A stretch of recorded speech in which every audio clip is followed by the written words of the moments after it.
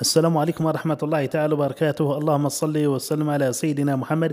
إخواني الأكارم، مرحبا بكم في هذا الفيديو الجديد، حيث بدأت اليوم علامة جيلي في تسويق سياراتها الجديدة، والتي تتكون من عدة موديلات. فيها سيارات ذات العلبة اليدوية، وفيها سيارات ذات العلبة الأوتوماتيكية. وكما شرعت علامة جيلي في استقبال طلبيات الخاصة بالزبائن. وكما ذكر أصحاب علامة جيلي أنه أول دفعة للسيارات سوف توزع على أصحابها في أواخر جانفي وبداية فيفري المقبل. إخواني، كاين ملاحظة فقط: المقر الخاص بعلامة جيلي راه موجود في بلدية الحراش. اللي حاب يدير طلب على سيارة جديدة، المقر راه موجود في بلدية الحراش.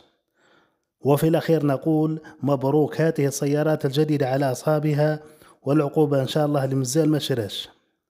وفي الأخير إخواني الرجاء منكم الاشتراك في القناة لكي يصلكم كل جديد. والسلام عليكم ورحمة الله تعالى وبركاته.